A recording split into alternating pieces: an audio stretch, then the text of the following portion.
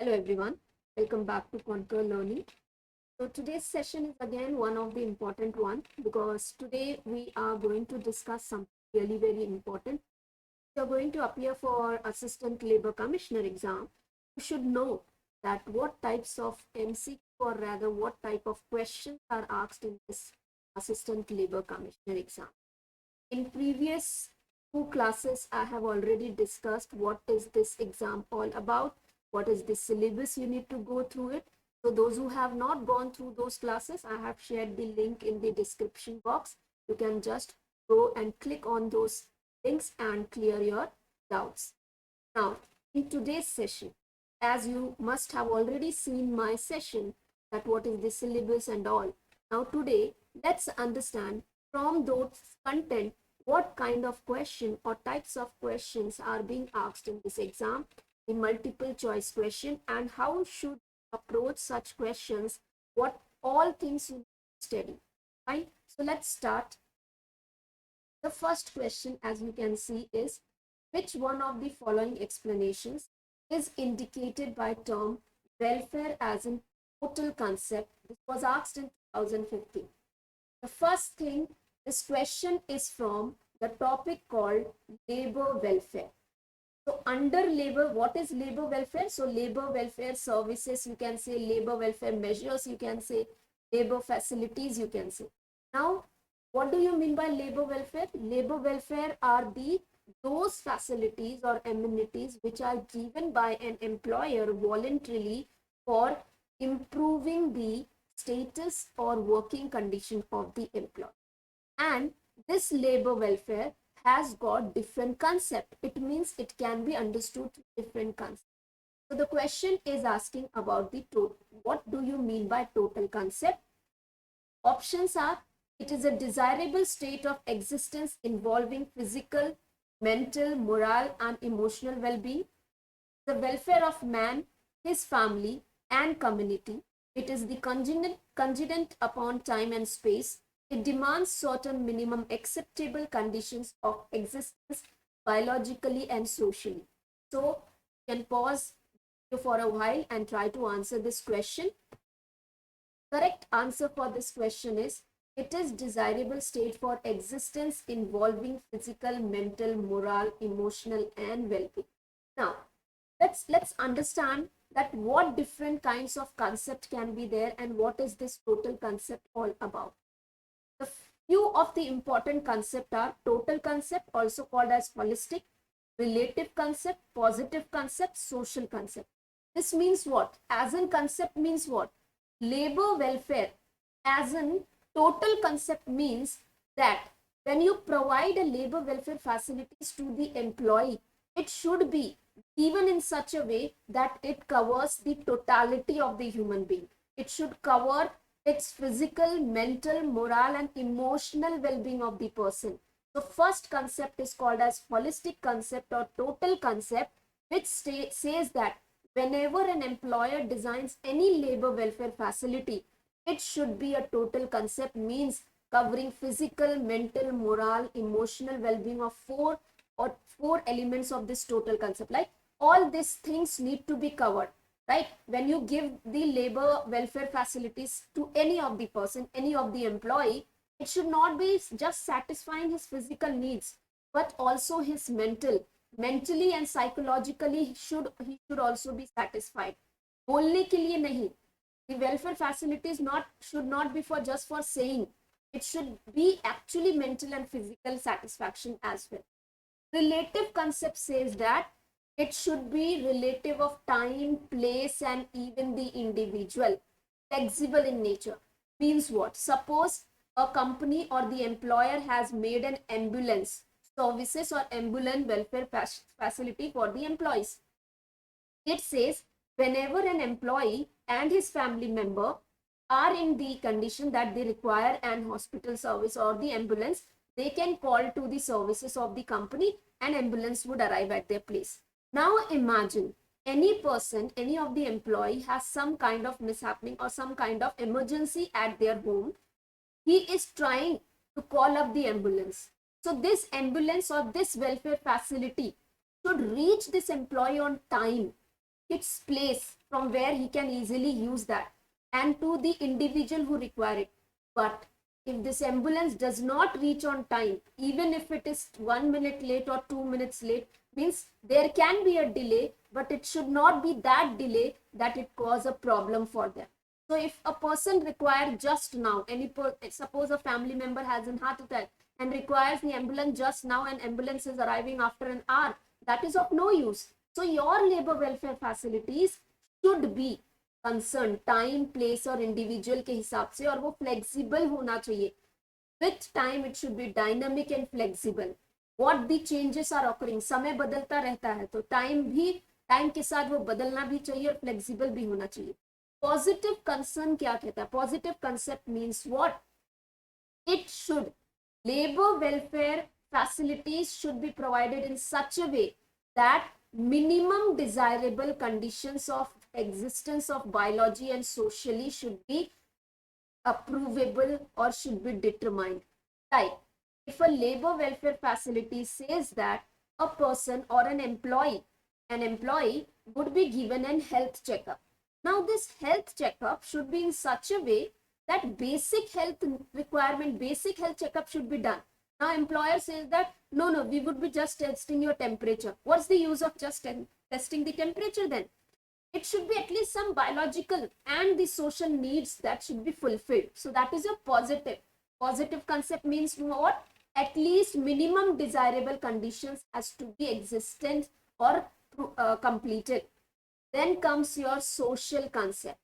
See, when an employer hire an employee, he hire that person, not an individual, but his feelings, his desires, his requirement for his family, and also his needs, right? So whenever the welfare measures are given up to the employees or are designed for the employees, they should not only be meant for the individual, but for the family, his own family, working group, superior, subordinate. I mean to say, this need to be covered up.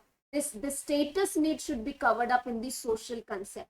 It should somewhere add on the status, society need. So that is a social concept. So all these are the important concept. Now, the question was about total. In coming exams, you can have any of this question, any of the concept, or you can have the match the following. So very important, it's very important to understand the theme for every concept. So this was the first question. Next comes your next question is, what is the time period within which Grievance Redressal Committee constituted under the provision of Industrial Dispute Act 1947 is to complete its proceedings on receipt of written application or on the behalf of aggrieved party? So before I move to the options, let's understand what do you mean by grievance. I am supposed to get salary or wages or any kind of, or I am involved in any kind of work in an establishment.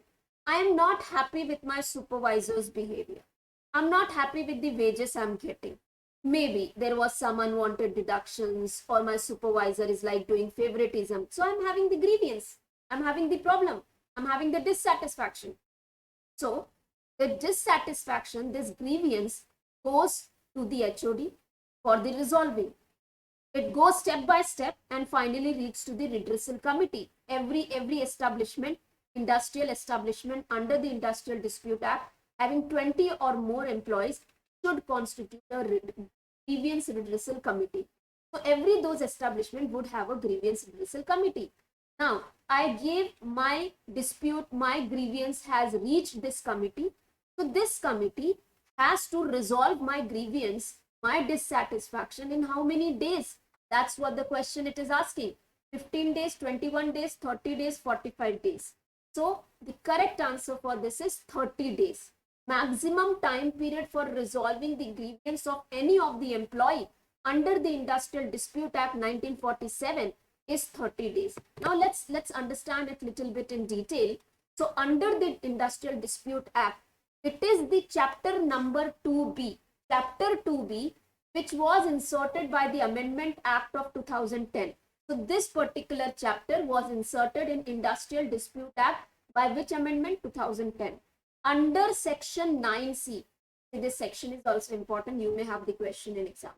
So setting. So this section number 9C of the Industrial Dispute Act have the provision of constituting the grievance settlement authorities or the committees. Before I move ahead to this grievance settlement authority, let's just talk a little bit about Industrial Dispute Act. Why this Industrial Dispute Act came into the existence? It is believed that employee and employer, wherever they are working together, they would definitely have the differences and they would have the grievance. But these differences between the two, employee and employer, should be always constructive in nature and they need to be resolved on time. If they are not resolved on time, it may lead to dispute like strike, lockout, and so on, which is not good for any industry, which is not good for the economy of the country. So for that, Industrial Dispute Act gives you different settlement and preventive machinery. Grievance Redressal Settlement Authority or the committee is one of the settlement machinery which is given under section number 9C. Now let's see what is this provision all about. So every industrial establishment employing 20 or more workmen has or can appoint one or more redressal committee. There can be more than one as well. But this committee says that there should be equal representative members from employee and employer. Equal participation should be there. Maximum number of this should not exceed 6 and one has to be woman. The chairperson for this committee can be elected alternately from the employer and employee on yearly basis. The proceedings has to be completed within 30 days on receipt of written application on behalf of aggrieved party.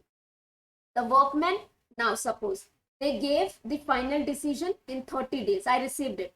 I'm not satisfied. I'm not at all satisfied with the committee. So can I reach the company or employer further? Yes.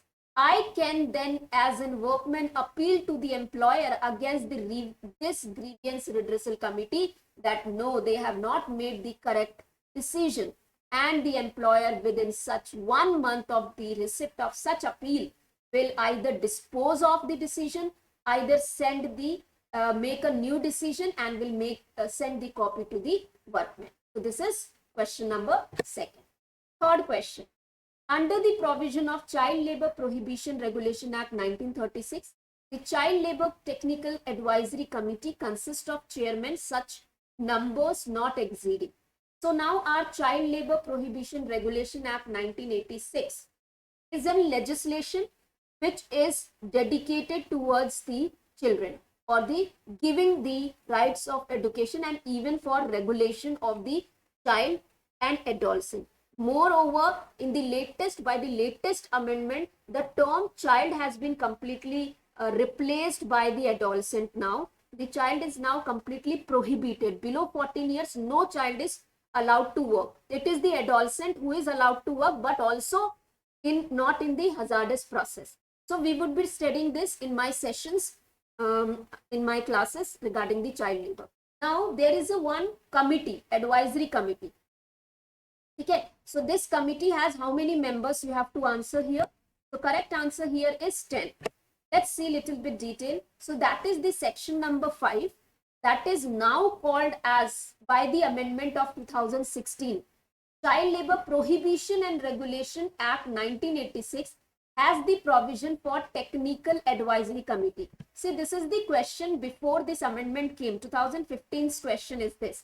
So amendment happened in 2016 and hence that time the word child was substituted and it was called as Labour Technical Advisory Committee. So it is no more Child Labour Technical Advisory, it's only Labour Technical Advisory Committee, please remember. Now who constitute this? कौन बनाता है? Central government. The central government constitute the advisory committee. What is the work of advisory committee? It advises the central government what are the occupations and the process which can be added under the schedule of this child labor, where child and adolescent are prohibited to work or allowed to work. Clear? The committee consists of chairman and maximum of 10 members. So that was your third question. Now, According to Kuet-Levin, which one of the following is not the basic mechanism for managing the change? This question is from organizational behavior change model, or you can call it as change management, right? So Kuet-Levin has given a change model for managing the change. Change in the sense, if the company is introducing new technology, if the company is introducing new system, if company is introducing new structure, that change is sometimes resisted by employees. They are not always ready. वो हमेशा तैयार नहीं होते change को accept करने के लिए. Like machines, mostly employees feel कि अगर मशीन आ गई, कोई डेवलप चीज आ गई तो उनकी जॉब चली जाएगी. So they resisted. Kuet-Levin has given a change model that how you can recover, or how you can allow, how you can involve the employees to accept those change. And he gave 3 steps. You have to answer here which is not. It is not the basic mechanism. Options are composing, unfreezing, changing, and refreezing. So the answer here is composing. Kuet-Levin has given a 3-phase change model, which is your unfreezing, then your changing, your refreezing. According to him, if you want to introduce any change, first you need to unfreeze the situation. Unfreeze the situation is you are introducing, you are participating the employees, you are giving them chance to know, training and development, introducing them the change. So that is unfreezing phase. Changing phase is where you allow employees to learn and perform, give their best, explore. So this is now movement. This is the changing phase. And finally you refreeze. Refreeze whatever changes have. We wanted certain status to appear, we wanted some change to occur, which change have occurred now, you want to refreeze it, make it permanent. How you make it? By your policies, procedures, you have to recognize, you have to reward your employees so that they permanently inculcate those new changes. Clear? So your topic of OB, change management, is important. The last question. Which one of the following was the earliest school of organizational theories? 2017 में पूछा गया था ये question. Now, earliest school of organization theories. This is organization, a management principle of organizing. Organizing is, we have different functions of management, planning, organizing, and so on. Organizing is allotting the right place and position to every single person. So this is a part of management, right? Principles of management, I would rather say. So try to answer this question. So in the organization theories, which was the earliest school? So it was human relations school. I would just give you the idea for this, that under the management, Herbert Hicks has given different stages of management development. He has given as classical, neoclassical, and your modern management. Okay, modern theories. Your system, your behavior, your contingency, they all are part of modern theories. Neoclassical में you have human relations and your behavioral approach. Classical में you have bureaucracy given by Webb, scientific management given by F.W. Taylor, administrative given by Fayol, Henry Fayol. Here, human relations was started by Elton Mayo. Elton Mayo was the one with the human relations. He actually gave the organization. He made to understand what is the organization, right? And then behavior, there were number of people associated with this particular behavior theories like Mary Parker Fellot, Chester Bernard, and so on. System behavior, a system behavior contingency, all these are modern. Okay, so this is specifically from the management topic, management, or rather you can say under organization, the function of management called organizing. Okay, so these are the important questions and these are the types of the questions asked in exam. Now you must be wondering from where we can get. If you want such questions, you want to practice such questions, you can just join our learnings mini mocks, okay, where we would be having this all mock for 20 questions per topic, where topics are divided into small big topics are divided into small topics, and it would be on Telegram. You can join it, and this is an introductory offer. Just don't make any delay. And this was the session for the day. I hope I cleared the doubts and it was useful for you. So we would be meeting in our next session. If you have liked, please hit on bell icon, subscribe to the channel. Thank you so much.